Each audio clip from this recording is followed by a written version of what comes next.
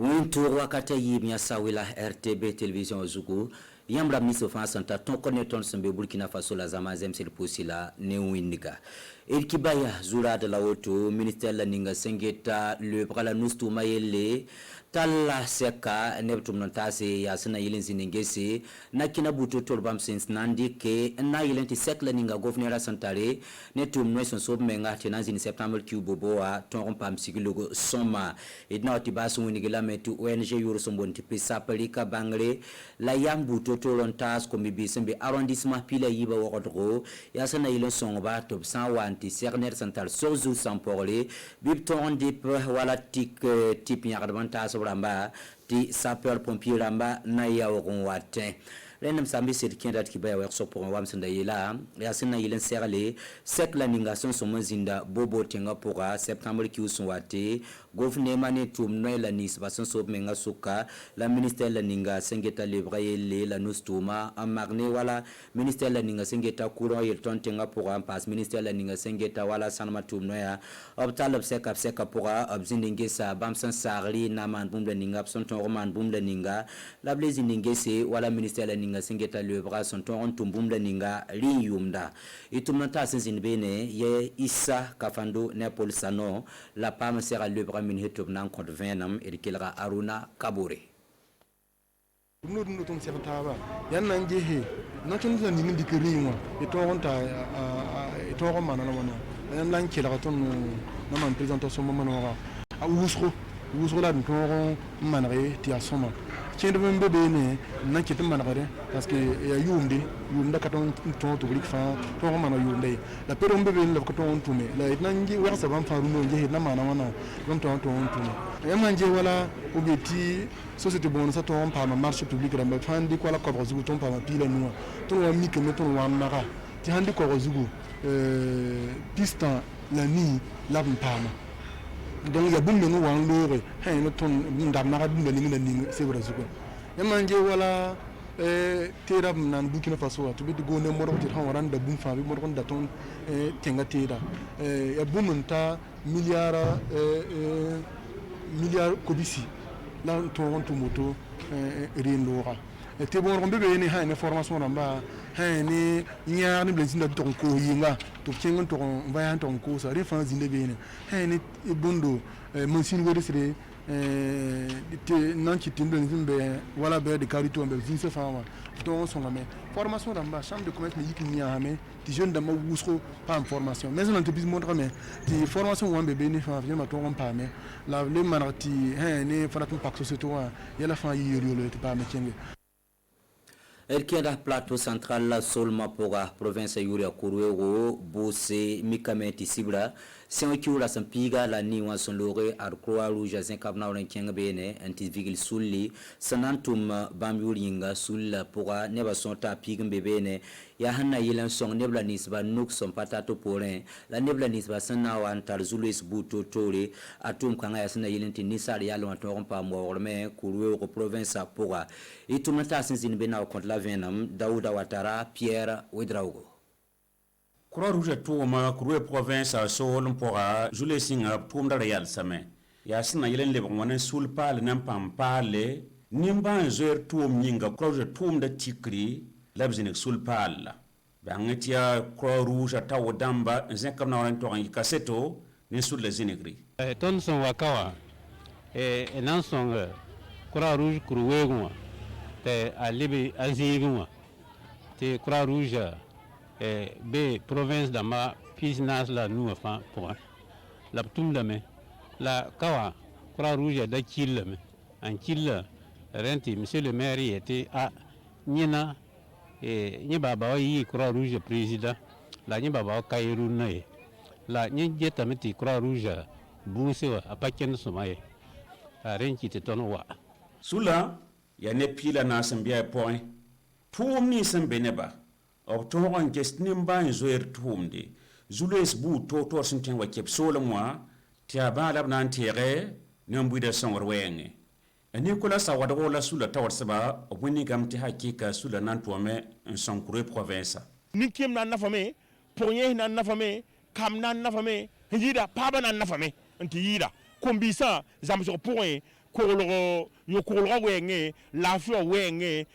na toron zabne bansa wenge wala banding hambe zamana point namar zamana we visa nasi kitini sal budu katwen le bon toron tumde ya tum tirera patwen le bon torsorier yam yakninga handa beti ken tawti wenda na le ba porwa kwa ruja masmi ton provin ha point ana yi sababo anya la son de tout toron ken tawre wabsan to sabsi ni grarare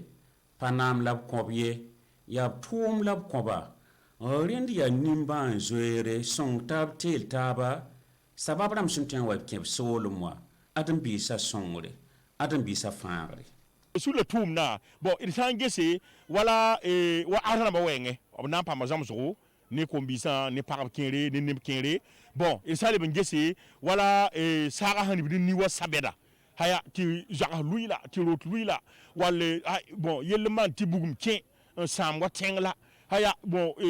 bon tinam ti tum 15 fois gilli teme on to zama ne ba la ba gese to nya ne ba bon wa ko burgo wenge ton provin ha ya kuburu teke donc ton nya meti wa ju kwense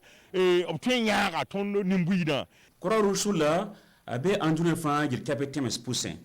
ina woni gilame ya san wa zemas yum tusul la kobri la pisio bla tab yumda ratin yele yum kobra la yum pino la yopo rona yumda zabarnyo la nger wa kato nimbuida be nam sa pour ba damba nepsam pam sampora la blugul sulkanga nan son adam bi isa kora ursin ke Burkina Faso ya yum tusla ko wasla pis yobla yemor yum da ratin yele yum pisula way wana yum da Croix Rouge simbeton solmo eti basir ki bayan wili yamba ti ONG sumbonne ko RTP sat sigla sara lagbuto to la zam sorbuto tole adi sin woro kiu la sampigla ni ne la sampigla way arrondissement pigla yibun soba sambe worodra yasna yilendika bangal buto tolonta ko BBC 5 na yilenton ron ko lornet 5 solzugo wanti pam solzuk samparaba wan tolto la nandik wala pipi tips ronta sa soba nandenge ti sapeur pompier amba sigbene itumata sinzin seka pour Gérard Somene Sungalo Watara la pam da venam seka zugu ne Pierre Wedraogo ne sekanga zam so bangra pasko ONG pesap singi sababo optika me ti nuk tum damba sumbe tum me sutula tum ba sumbe chantier mbazutu obsuntem pam zam so bangra pasko nyo korlok tumde tuombere zutu te wakat ni rezule simbebe makre rotmebo soy managre wal sopal tukri ama yiba suka zama tu mana cours théorique c'est-à-dire tun essayer undre ne ban ton man toto code de route en ton man toto sécurisme i moduli ban pilatabo essayer undre ne ba fangin ton man toto la wunda maha tun wa maha yana maki man jesla ma ne ha lui sur le jour, un accident sur le jour. On a souvent tombé en toto et en bol ça pompier en amba. Demain quand ça sempa bangra, puis orar be saran tikka nambamba tibamana yi sababo, andik bu bangra mponi nembuida, yon kola kala to me zutu, sentone saral se venam kun bu to tore yon kola wenge to me zutu. Ban tigen silen tigen nyak ti hanna gida accident rama la son ne bini seba mana accident rama so zuta ti sans micti sans na wa yi kengre ti fo sans pa ma formation kan ala fo zuin train man han train man ti ka keng wuso ti waso ba han da mikam da na mana nyoro bi zim nan zui wuso fo sans pa ma formation kan fo tara pang train fo zuin tara bangre un train gitre ti asaba san ya nyoro la ramani nyori anatananti yingu dama wasaper pompier rama be ambulance rama abnan watin rab ning mesin be tawre tinyambura to bang nyam so wan tum ninga ere ngan tax tum ninga sin tum da nyokor lo ton ronki mwami ya ONG warabo nyam sang wo be tum no zugun tumde to nyokor lo kabe war sen tun fa tum de ba bangati azule suro kolum sampake tanangi sababo namas la kil tum nyam sin tumda lenem sambisi na pusila barka kanelat kiben mora na yala runna mtumnataka pia wirawo na kayambi o winto wakati ipso watin ya sawila la nananda kibai ketin kengra tawre ne zulle la sirimirindi mtumnataka sungalo atla zenya sakane pseba wena kodbego ne lafi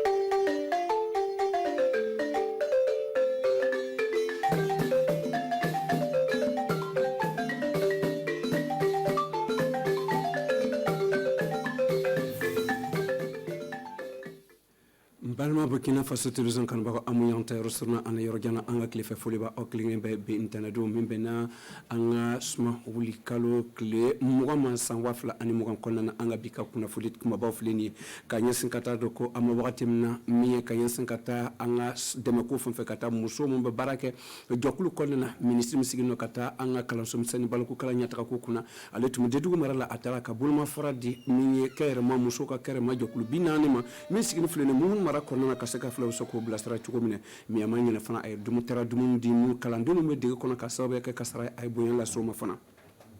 kibara fulana abado kuma ba fulana kayense kata miye kasika stra kasara wala kele kabo anga jamana konna na do kaseka ni lakisi o kera sobe miye jokulu me barakada jokulu to ko pesa pa o yeker ma jokulu de uluna kaseka kalandi mo ma ni kasara mo gostro obseka mo sutara chugomine mbala Burkina Faso television kan ba anikle am tabo dedugo ko mutuma fara chogomina anga kuma ba ko nana kanya sinkataka mintrim sigino kata anga kala sumusa ni balko kala kuna alebe Stanislas Waro ale tamaka kata bo dedugo marala amata gansan atara kanya sinkata nyada muso mo sigino woro sigino joklu konana joklu binane ani duru bo weye joklu basigi obo konana atara flu ka barashon be chogomina kaseka fla be soko bala sane baraka mono chogomina akara Hélène Sebugonya fe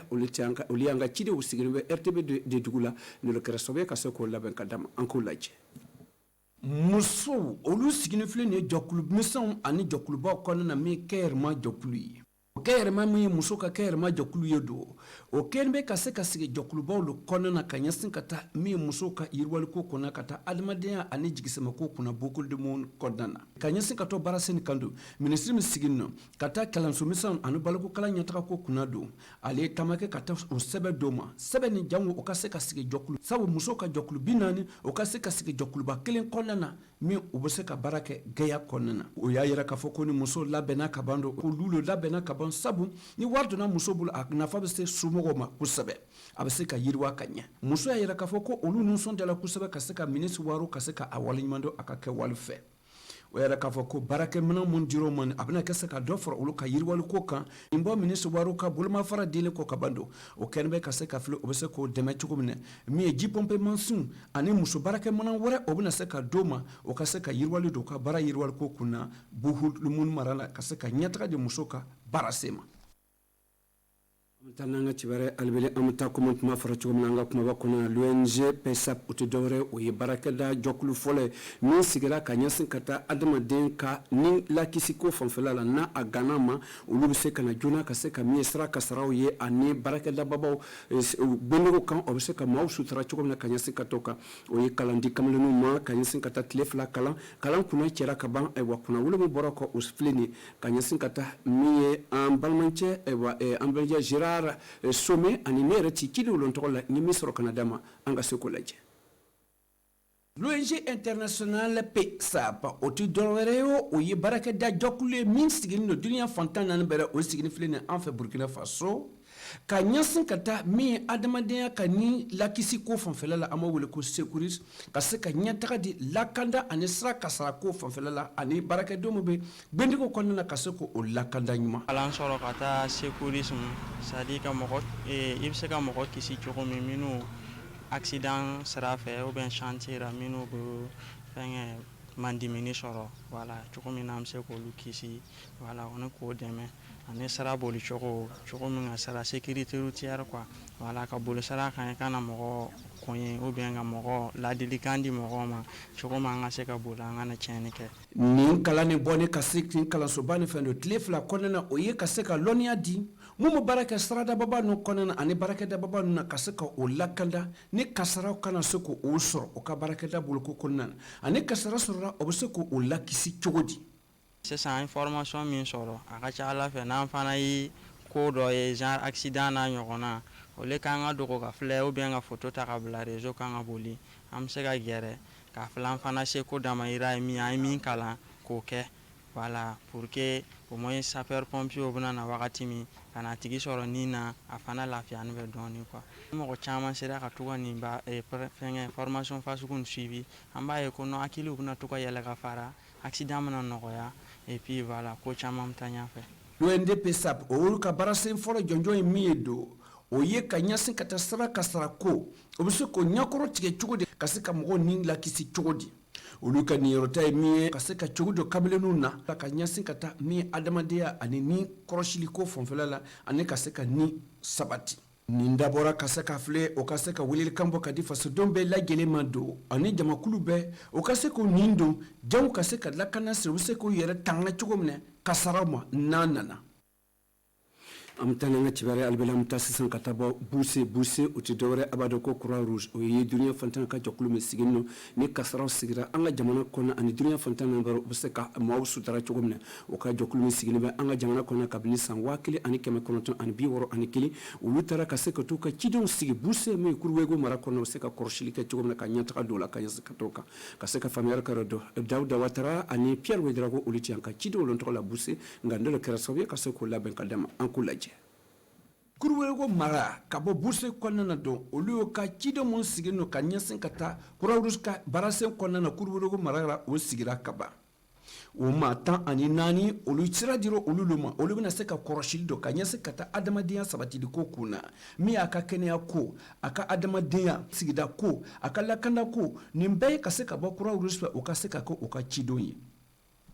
o ka ciden min sigilen bɛ Nicolas Sabadogo ale yɛrɛ k'a fɔ ko ale ka jɛkulu sigilen filɛ nin o maa 14 ni sabu baara min dira olu ma olu bɛna se ka baara kɛ jango croix-rouge a ka se ka yelen ɲɛnama sɔrɔ kuruwego mara kɔnɔ a ka se ka kunkɔrɔta sɔrɔ kabini san 1961 don croix-rouge sigira an ka jamana kɔnɔna na a bɛ baara kɛra dugusɛn caman de kɔnɔna na a sigilen filɛ ni sen 7 le a kɔnɔna na sen 7 min kɔnɔna na min adamadenya jigisɛmɛ ko ani an bɛ se k'an yɛrɛ ta cogo min na ka se ka lakana sigi an ka sigidaw kɔnɔna na ani dumuniko baliya ka se k'o lakɛlɛ an ka ani ka se ka kɔngɔ kɛlɛ an ka jamana kɔnɔna na croix-rouge sigini a bɛna kɛ se kunnawoloba ye min ye kuruwego kɔnɔna na ka se k'o dɛmɛ min ye ka taa jolidi ko fan fɛ fana o ye baarasen bila o sen kan jango ka ladilikan di an bɛ se k'an yɛrɛ tanga cogo min na ni samiya wagati na croix-rouge ko ale sigini filɛ kuruwego kɔnɔ a bɛna kɛ sababu ye ka se ka kunkɔrɔta di o yɔrɔ denw ma ani fasoden bɛɛ lajɛlen ma.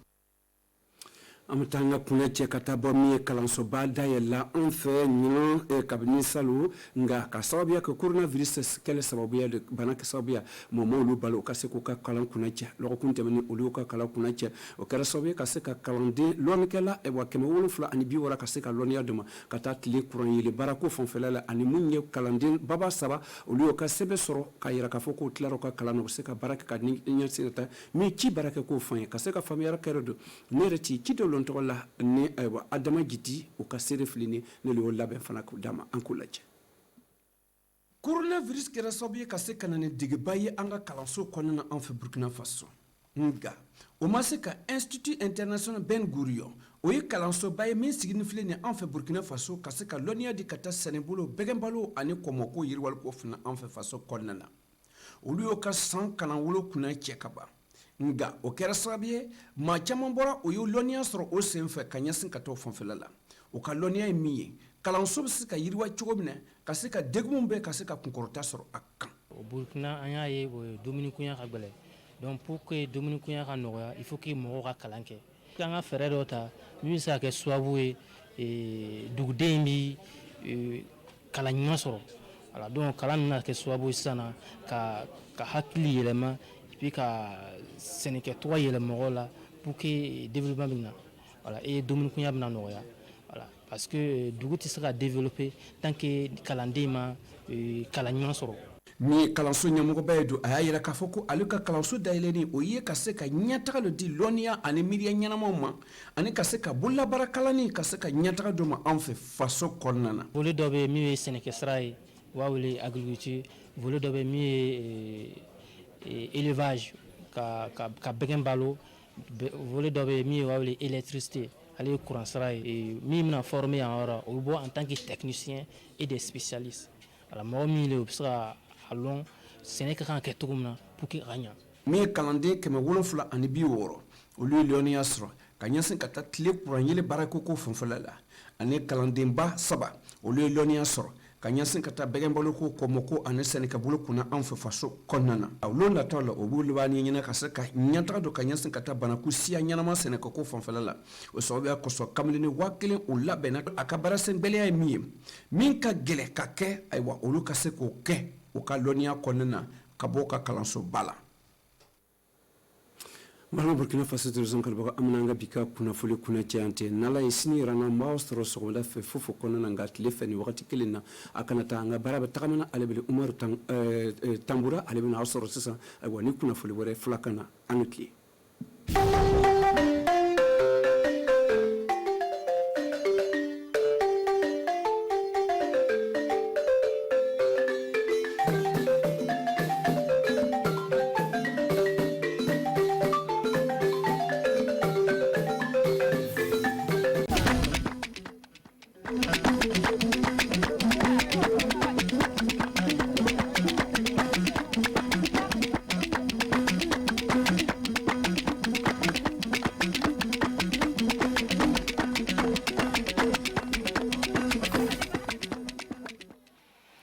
ayo woɗi sanne ndele onon sakiraɓe on worɓe rewɓe jooɗi ɓe daara suudu télévision meɗen onon haala fulfulde e nana fulfulde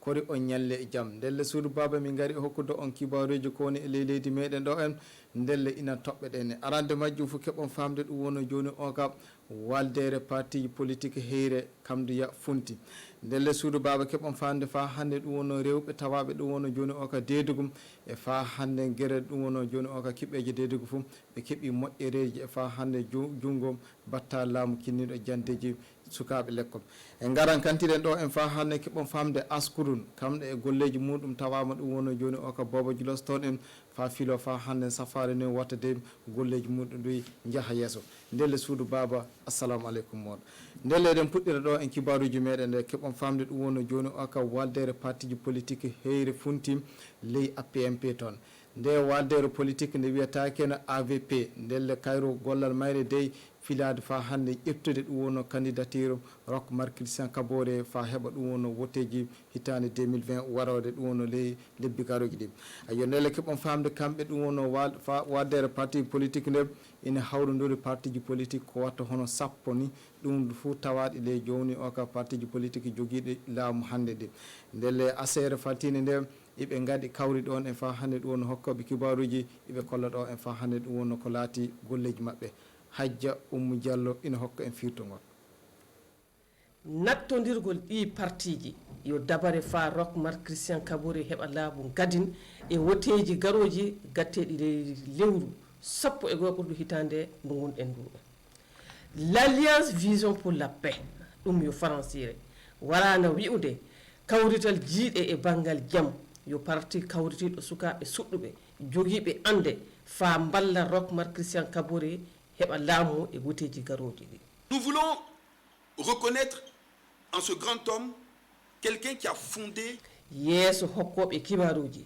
ardiɓe o parti kolli noy ɓe gollirta heɓa aadi maɓɓe yotto e bangal wadde woteji kan woni hawritinde woteji laamu e hawritinde fa hannden filade député en laamu waɗe nde wiyano nden ɓe mbi ana ɗum wonno koɓe jiɗi ardiɓe ɓe mbi ana ɗum wonno ko jiɗi ɓe kolli ɓe kulata woteji ɗin gatteɗi nde wiya nden fa Burkina tabita ley darjam e ley laamu cintigu ndelle paamon keyo ñande asawere nden wonno ko o parti holla hokkoɓe kibaruji woɗi yo partiji sappo wonduɓe e laamu kamɓe ngoni ɗi toon ndelle suudu baba ke ndelle keɓon famde yimɓe ɗum wonno joni o ka golloɓe gollal junngo hono ɗum wonno cogguji e fa hannde yaha waraji kamɓe e laamu leydi meɗen ɓe kawri fajiri hannde no ndelle wo batta laamu ɗum wonno kinniɗo fa hannde cogguji Aruna Kabore kanko commerçant ɓe kawri fajiri o en faɓe ɓeyde teŋide fa hannde gollal hakkude laamu e fa hannde yimɓe gollanoɓe koye muɓɓen ndelle keɓon famde ɗon en Paul Sano ina tawano toon ka Hajja Oumou Diallo ina hokka en fa hannde tindugoji dow hawride maɓɓe nde fadde batu mawɗo mo gouvernement wowi wadde ley gallure Bobo Djiloso so hitande fuu ley lewru wurtodu ndungu fadde batu on warde batta laamu kinniɗo jaago leydi men waɗi baturji nder ndewguji 13 gonɗi le leydi meɗen ƴuude 22 fa yeehi 23 sawurdu ndungu fa o halda e golloɓe ley jaago o hettino ko haɓɓi ɗum en hoore ndelle batu mo hande no ɓe kalan haala tiɗormaji ɗi ɓe kolla nde ɓe kawritino wonɓe ley jaago ley ndewguji ɓe keɓay jaaba ndelle balɗe tati wonno ko ɓe jooɗoto ɓe kalda ɓe ndaara yaama dabareji lobbi na keɓe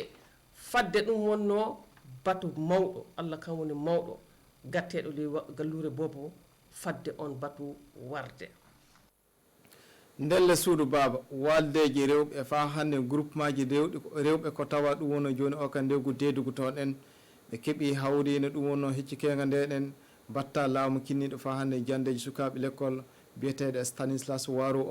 o yeehi toon e o hawroy rewɓe ɓe ka rewɓe ɓe keeɓi moƴƴere e junngo makko ɗon hono joni o ko hono peftiji muɓɓen ni woɗi fa hannde ɗereji bawɗi rimɗinde fa hannde waldeji muɓɓen fa keɓa fa hannde pamanoyo golleji muɓɓen yarata e dow banggal keɓal ayo ndelle keɓon famde dow ɗon neɗɗo biyeteɗo Hélène Sebogo o imo tawano toon en hecci kenga ndem ka Hajja Oumou Diallo ina hokka en ɗon en fa hannde ɗum wonno moƴƴereji ko kamɓe rewɓe ɓe keeɓi ɓe rewɓe fuu wonande ley dente waldeje e groupement ji woɗi ɓe woni ley dente daranigal jaam e potal ley ndewgu Boucouldi Momon ndelle seedowol gollowol keɓe dente e waldeje ngol batta laamu kinniɗo jande leydi men woni no hokka ɓe